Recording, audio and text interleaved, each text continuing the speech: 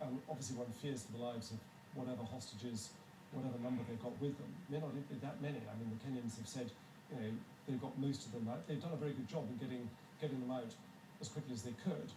They've done a less good job in being able to finish this off, but it's very difficult when you've got a hostage situation because people don't know exactly the nationalities of the people that are being held. So you've probably got a lot of ambassadors going into the Interior Ministry saying, please don't kill our hostages, please exercise caution. The problem is Al-Shabaab have already said it on their Twitter feed and in their audio statements. We're not going to negotiate. So they box themselves. What do they want? So the hostage taking is for no other reason than to stay in the front Absolutely. They want the headlines and they're getting them. This is exactly what the attackers in Mumbai got. It's what they're getting. I suppose we, the machine we work for, are feeding that because this is big news. It's a horrific attack. Somebody said to me this morning from Nairobi, this is Kenya's 9/11. Others have pointed out, well, we already had that in 1998 when Al-Qaeda blew up the US embassy in Nairobi, killing around nearly 200 people. But it's certainly, I think, for most people in recent memory, this is the biggest attack they've had.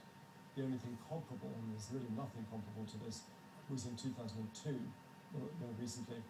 But Kenya is no stranger to terrorism coming across its borders from Somalia. Just going a line from the spokesman for Al-Shabaab's military operations.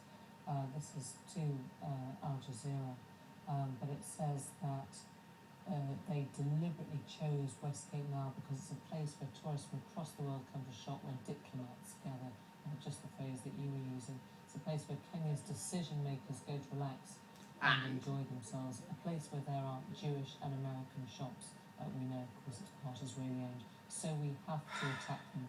And he went on to say it was up to the Kenyan government to withdraw its soldiers from Somalia, or else attacks like this will become common in Kenya. So, of course, there isn't an immediate, if you like, ransom, but this is the long-term goal. It is, and I mean, just blow up the building then. Demanding the withdrawal of Kenyan forces from Somalia for quite some time. But the reason that they went in there in the first place 2 years ago was to try and stop attacks by Al-Shabaab. So to kind of tit for tat. They went in, they put 4,000 troops into southern Somalia. They were able to push Al-Shabaab militarily away from the border, but they can't stop small groups that are, or of individuals who are mingling with the civilian population. There is a significant population of perfectly peaceful Somalis or ethnic Somalis living in Kenya, but hiding amongst them are militants who've got access to arms and ideology and who will be looking to carry out attacks. Ideas? They went and set themselves up in Somalia, wasn't it? Because it's a failed state and all of those things become easier for terrorist groups. Yes, I mean, it's been a failed state for quite a long time, although I think it's perhaps a little unfair to call it that now. It's a recovering state now, and Al-Shabaab is very much on the back foot now in Somalia. They've passed their peak. They've lost control of the big cities of Mogadishu and Kismayo. They are not going without a fight, but they've got a dwindling power base, and they're deeply unpopular in the areas where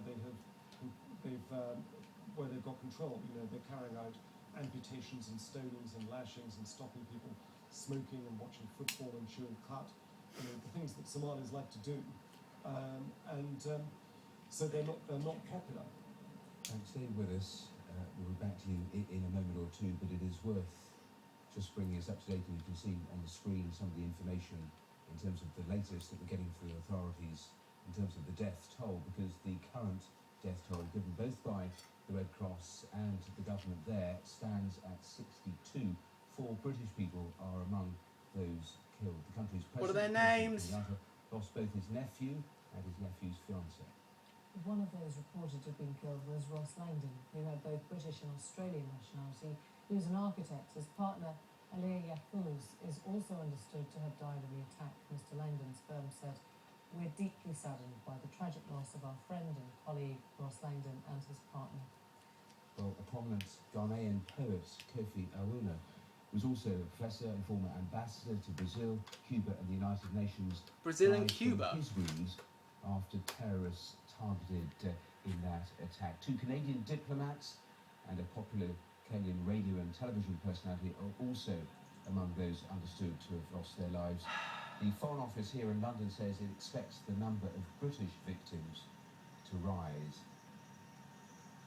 People who were inside Yes, you can literally hear Westgate crickets in the Plaza when that attack first began have been speaking about their experiences. Kamal Cole was with 30 children. Now, they were taking part in a cookery demonstration when the attack began. His friend Rahila, who was 6 months pregnant, was one of those killed. And Dr. Sunil Sachdeva, who runs a dental clinic there, said he saw about a dozen dead as he ran to safety. Grenade was thrown at us. That's ridiculous. At the same time, he shot at us.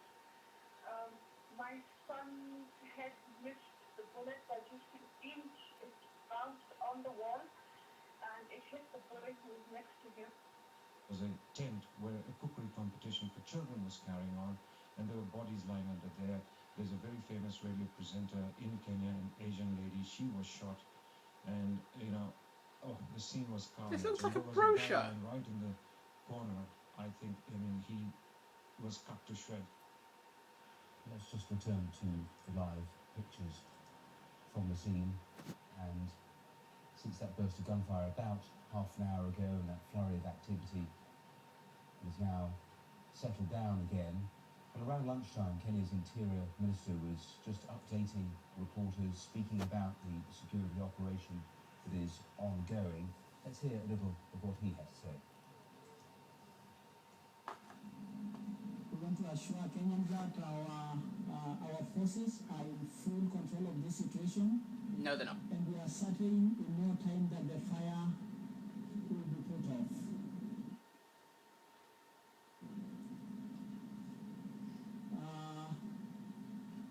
The process of evacuating hostages have gone on very well. And we are very certain that there are very, very little hostages in the building. But there's 62 people We have dead. done search of the building, and we can confirm that the hostages, almost all of them have been evacuated. Even from the data we had previously from relatives and families, that number has come down substantively. How do they know they're in the building? I want to confirm that so far, 62 deaths have been confirmed. You seem okay with that? I know from other sources other than government we had some different figures, but we confirm that that is the correct position. Last official update that we have had around lunchtime, and around the same time that these pictures also were filmed of the police joining, of course, the security forces inside. No, they're having their photographs taken. These just the fringes, and you can see the activity that's been going on. You can hear some No, of I the can see a shots in that bush. sequence as well, because this operation has been going on. This through isn't much terrorism, this is of 2 men in a today, and as ditch. Frank was saying, the authorities saying last night that they hoped to bring this to a swift end. Well, they are still there, they're still battling with these. What is that forces. supposed to be doing? You can't just Inside. drive an armoured personnel carrier around the car park and claim it's a military operation. Well, Frank was just taking us through some of the background to all of this, telling us some of the details about the group who said they carried out the attack on Al-Shabaab, because they said that the presence of Somalia, in Somalia, of Kenyan troops was the reason they carried this attack out. And the Kenyan troops are part of African Union forces trying to stop fighting between the different warring But you already said that factions. isn't true. They They were responsible for driving out Al-Shabaab from the port of Kismayo a year ago. And our correspondent Mark Doyle is there with the troops. Let's hear Oh, this. here we go. Armed men have always ruled Somalia. These African Union troops are the latest. But they have a mandate from the United Nations to be here. That's all right then. Their task, keep Al-Shabaab at bay if possible and encourage a Somali government to emerge. How? The terrible living conditions of most Somalis show how difficult these ambitions are. This farmer, whose identity we've disguised, says he fled his land after Al-Shabaab took control there. If you have a farm and a sack of maize, they will take the half of it. If you don't bring that half of it, then they can That's haram.